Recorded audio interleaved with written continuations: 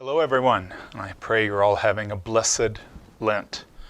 In fact, it's interesting because in Vatican documents it always talks about Lent as the holy and joyful season of Lent. And I think that's important for us to keep in mind, that it's not a drudge and a sad thing. We're preparing ourselves to celebrate the great Easter mysteries. And so it is a time of joy to kind of step away from worldly ways a bit and focus ourselves on what's coming up. One of the things about Lent that people are always very concerned with is the issue of confessions. And of course, we now have 2 priests hearing confessions for a full hour before the Saturday Mass from 3:30 to 4:30. And we have confessions on Wednesday evening from 6 to 7. And right now it's one priest doing that, but we're watching it during Lent. If we need to, we'll add another priest to that one. It's important to remember, though, that you don't have to wait till that last week before Easter to go to confession. You're preparing now, you know. It's almost like if you wait till the last week, it's almost like, well, I want to keep sinning until the last week, and then I'll celebrate Easter. That's not what it's about. And so we're going to provide, and I'm going to watch how many people we have coming to confession. I've already talked to Father Chuck, Father Fred, and possibly adding priests periodically so that at different times that we have confession. We'll continue having them on Wednesday evening and on Saturday afternoon. And then we'll also have them the morning of Holy Thursday. The morning of Holy Thursday we have them. But again, don't wait till the last minute. That's not necessary.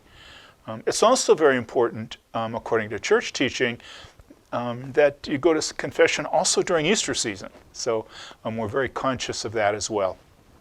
I pray that you're having a great Lent. I pray that we as a community have a time to celebrate a bit as hopefully the coronavirus begins to ease up a bit in terms of our thinking about it. But we want to stay very firm on masks, on social distancing. Many of our masses are beginning to get full, and I'm watching the numbers there. I'll be talking to parish council and staff about how to deal with that, because we have a couple of the masses that are getting close to what we would call capacity, unless the diocese changes the percentage of people we can have in our church. But anyway, this is a great problem to have, and I thank you so much for your being so faithful to masks, to the social distancing, to the everything that goes with the cautions for this season of Lent and all through the coronavirus time. The other thing I want to mention to you, of course, is this is CDA time. It works well. Part of Lent is prayer, fasting, and almsgiving. And one way to do almsgiving and do it all across the board is through your CDA contribution, because it covers so many ministries and activities going on in our diocese. I always like to highlight a couple, and of course, one is all of the issues surrounding our working towards ending abortion.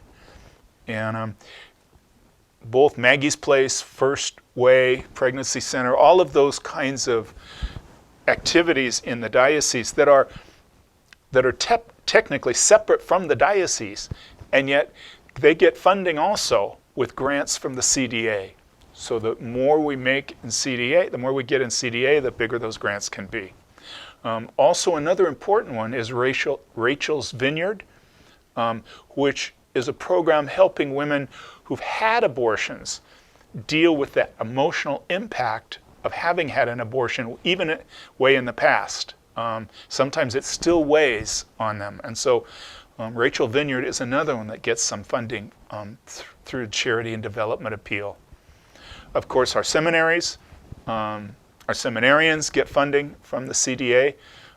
As I said before, we currently have 35 seminarians, and it costs roughly $39,000 apiece to educate and house them and feed them. And all that goes with it, all the insurance and everything that we have to do. So it really is a major investment. Our diocese is growing, and praise God, so is our number of seminarians.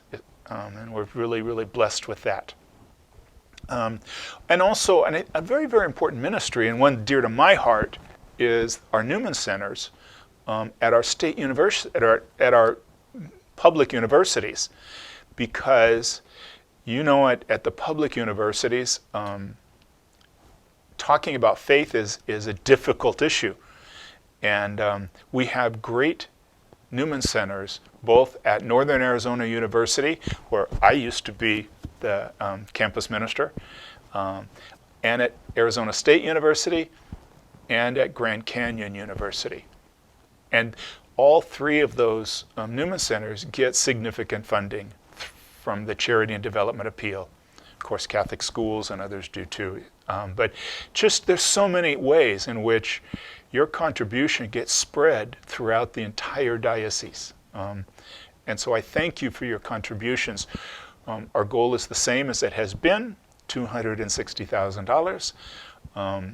And we've always done really well towards that goal or surpassing it. And so I really pray that we can do well again this year. I thank you very much. Know that I'm praying for you very specially in this Lenten season. It's great to see so many of you back at Mass. God bless you all. Thank you.